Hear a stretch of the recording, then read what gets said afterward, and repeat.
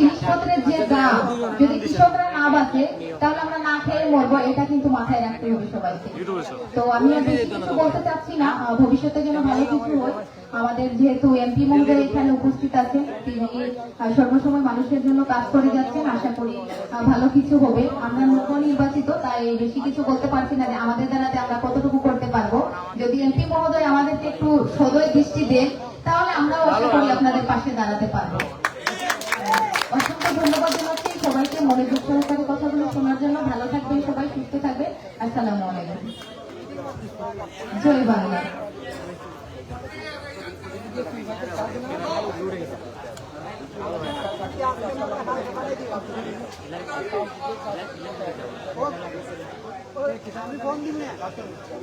অসংখ্য ধন্যবাদ আমাদের নবনির্বাচিত মহিলা ভাইস চেয়ারম্যান মহোদয়কে অত্যন্ত চমৎকার ভাবে তার বক্তব্য উপস্থাপনের জন্য।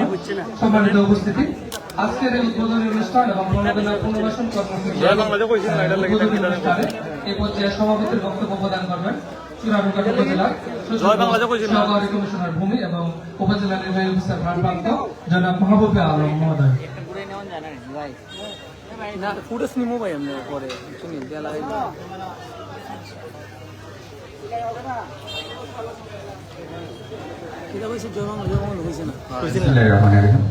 কৃষি প্রযুক্তি মেলা উদ্বোধনী অনুষ্ঠানে সম্মানিত প্রধান অতিথি হিসেবে উপস্থিত আছেন জনাব ব্যারিস্টার সৈয়দ শাহিদুল হক এমপি মহোদয়, উপস্থিত উপজেলা পরিষদের সম্মানিত ভাইস চেয়ারম্যানরা, উপস্থিত উপজেলা কৃষি অফিসার, চুনারুঘাট সদর ইউনিয়ন পরিষদের সম্মানিত চেয়ারম্যান, উপস্থিত সাবেক কমান্ডার জনাব মুক্তিযোদ্ধা সহ অন্যান্য বিভাগীয় দপ্তরের কর্মকর্তা সামনে উপবিষ্ট কৃষক বৃন্দ, প্রিন্ট ইলেকট্রনিক মিডিয়ার সদস্যবৃন্দ, আসসালামু আলাইকুম, শুভ সকাল। আজকের এই মেলার উদ্বোধনী অনুষ্ঠানে প্রথমত সময় করে দেওয়ার জন্য এবং উদ্বোধনী অনুষ্ঠানে আমাদেরকে সময় দেওয়ার জন্য আমি প্রথমেই আমাদের মাননীয় সংসদ সদস্যের প্রতি কৃতজ্ঞতা জানাচ্ছি। সাথে উনি মেলার কয়েকটি স্টল ঘুরে দেখেছেন এবং আরো কয়েকটি স্টল বাকি আছে। কৃষি প্রযুক্তি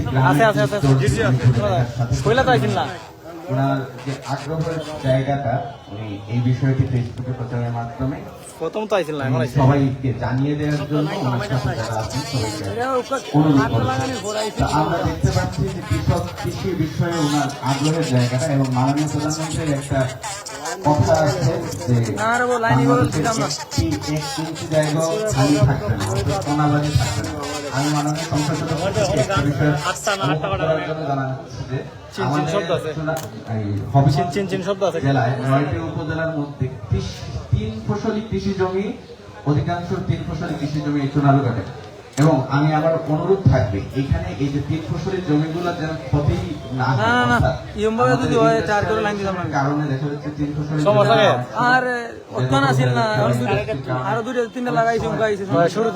কারণে এর আগেও জমিগুলো হিসেবে করার কারণে আমাদের ফসলি জমিগুলো কমে যাচ্ছে। এই বিষয়টা উনি আমার নজরে রাখবেন এবং চুনারুঘাটে যে 3 ফসলি জমিগুলো আছে, 3 ফসলি 2 ফসলি জমি, অন্যান্য উপজেলায় আমি যেমন হাওড় অঞ্চলে দেখেছি 1 ফসল হয় তাদের, অর্থাৎ শুধু বড় ফসলটা হয়, কিন্তু 1 ফসল হওয়ার পরে কোনো কারণে যদি বন্যা আসে ওই বছরের পুরো ফসলটাই তাদের মাটি হয়ে যায়। কিন্তু এই দিক দিয়ে আমরা চুনারুঘাটবাসী ভাগ্যবান যে এখানে 3 ফসলি জমি আছে, 2 ফসলি এবং খুব কদাচিৎ বন্যা হয়ে থাকে, খুব বড় ধরনের বন্যা হয়। খুব চুনারুঘাটের মানুষ খুবই ভাগ্যবান।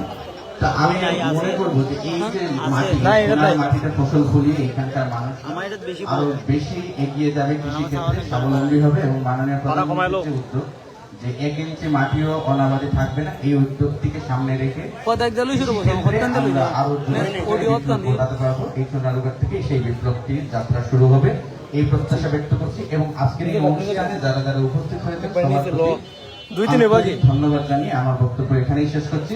জয় বাংলা, বাংলাদেশ চিরজীবী হোক।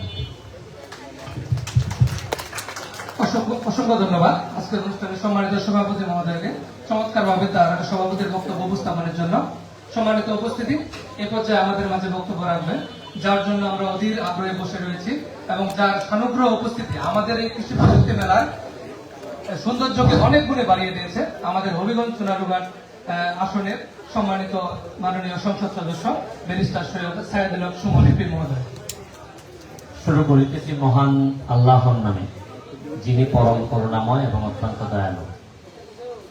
আজকের মেলাটা আমার জন্য গুরুত্বপূর্ণ অন্যান্য যে কোনো মেলার চেয়ে। কারণ আপনাদের মনে আছে কিনা যে গত বছর আমি এমপি হওয়ার 1 বছর আগে আমি প্রায় 37,000 আমের চারা লাগাইছিলাম। আমার এটা মোবাইলটা একটু নামায় করেন, পিছনে অনেক ক্যামেরা আছে। যেভাবে কাটা হয়েছে সোনার ভাই, এইগুলারে যদি আবার পরিপূর্ণ করা না হয় তাহলে সোনারঘাটের পরিবেশ বাঁচানো খুবই কঠিন হবে। গাছ কাটতে যে খালি তা না, গাছ কাটা বা এরকম শূন্য মাটিতে মানুষের মাথাও কিছু গরম থাকে। দেখবেন যে খুব দ্রুত রাগ উঠে যায়। মরুভূমিতে যারা সৌদি আরবের শেখ বা ওই যে কাতার টাতার, এরা কিন্তু দেখবেন অনেক ক্ষেত্রে শোনা যায় যে এরা আমাদের লোক নিয়ে খুব নির্যাতন করে। আমরা আল্লাহ রাসূলের দেশ, এই কারণে এদের ব্যাপারে কিছু বলি না, মনে করি যে এখানে এই রাসূলের দেশ যেহেতু আমরা কিছু মনে করি না, যে যা করে কিছু আমরা সহ্য করে নিই। তা আমার কাছে মনে হয়েছে যে কি কারণে এদের এত রাগ, মানুষ মানে ওই গাছ যে নাই, গাছে ছায়াটা দিলে তো কিছু মনের মধ্যে এই কিছু করুণা বা মানুষের আবেগ ভালোবাসা জন্মাইতো। আমার কাছে মনে হয় যে এদের গাছ কিছু এরা মনের মধ্যে প্রেম করে। তা আমি তো এমপি হওয়ার বহু আগে আমি চাইছি যে সোনারঘাট মাধবপুরের মানুষের মনের মধ্যে প্রেম আসুক। আমি এই প্রেমকে আগাই নেওয়ার জন্য এইবার এমপি হওয়ার পর, আপনাদের মনে আছে আমি এমপি হওয়ার আগে যে নির্বাচনী ইশতেহারে বলছিলাম যে এমন ভাবে আমি এলাকাটারে গড়ে তুলবো যাতে সারা আকাশে আমার পাখি থাকে। আর পাখি থাকা সম্ভব তখনই যখন নিচে পাখির খাবার থাকবে। পাখির খাবারের জন্য এইবার অলরেডি আমরা এই পর্যন্ত প্রায় 33,000 আমের চারা সোনারঘাট মাধবপুরে লাগাই দিয়েছি। আগামী 3 তারিখে আবার 28,000 আমের চারা আইতেছে। মানে 33,000 আর 28,000 সব মিলে প্রায় 50,000 যদি হয়, 50,000 হইলে প্রতিটা চারার দাম পড়তেছে মিনিমাম 52 টাকা করে। আমার প্রায় 25-26 লাখ টাকা লাগতেছে। এর মধ্যে 1 টাকাও সরকার থেকে বরাদ্দ নেই। তা আমার কালকে আমার পিএ জিজ্ঞেস করতেছে যে এত টাকা স্যার দিলে অন্যান্য অভাবী মানুষ এরা আসে, এরা এমপির উপর অনেক ভরসা করে আইসা কেউ কয় পুরি বিয়া দিত, কেউ কয় ইটা দিত। তা আমি আমার পিএস এর জবাব দিছি যে অভাব হয়তো আজকের একদিনের অভাব কালকে হয়তো থাকবে না, কিন্তু এই প্রকৃতিকে বাঁচাইতে না পারলে পরবর্তীতে একেবারে আরো বড় বড় ব্যারিস্টার এই এলাকার এমপি বানাইলো লাভ হবে না, অনেক দেরি হয়ে যাবে। এখন আগে অক্সিজেন বাড়াও, তারপর না হয় আমরা অভাব কমাই নিই। এখন না হয় না খাইয়ে থাকি সবাই, আগে গাছ গাছালিতে পরিপূর্ণ করো। আজকে যে এই মেলাটা আরো 5,000 আমের কিসের চারা আছে আমাদের বন বিভাগ থেকে দিবে।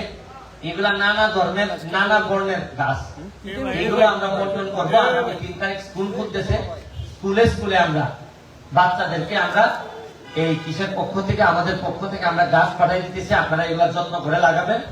আমি কৃষি অফিসার, আমাদের এসিডেন্ট মহোদয়, আমাদের নতুন 2 ভাইস চেয়ারম্যান, আমাদের চেয়ারম্যান বৃন্দ এখানে যারা আছেন সবাইকে আমি শুভেচ্ছা জানাচ্ছি যে কাজ করার মানসিকতা নিয়ে সামনে থেকে আগায় যেতে হবে।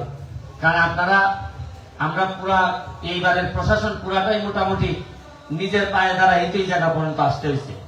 আশা করি কেউ ডাকুক না ডাকুক, কেউ করুক না করুক, আমরা আমাদের নিজেদের যোগ্যতা নিয়ে আমরা আগাই যাব। এখানে আরো যারা আছেন আমি সবাইকে আমার ব্যক্তিগত পক্ষ থেকে ধন্যবাদ জানাচ্ছি।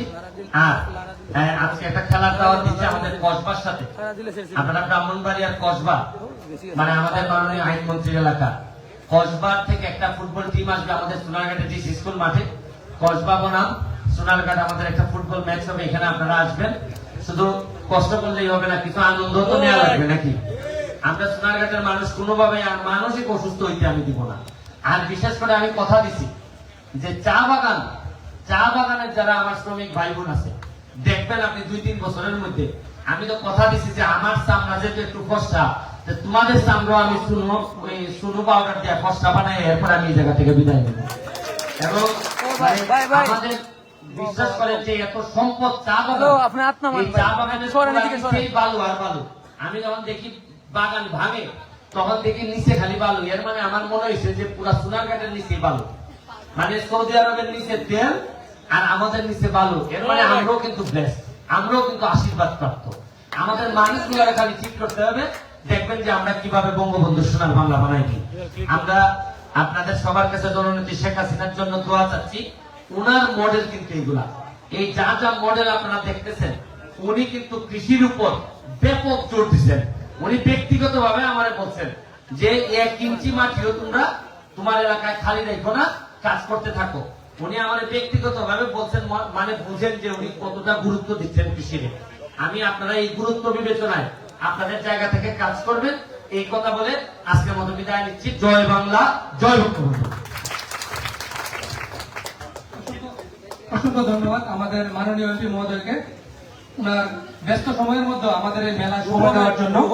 সম্মানিত উপস্থিতি, এ পর্যায়ে আমাদের প্রণোদনা কর্মসূচির উদ্বোধন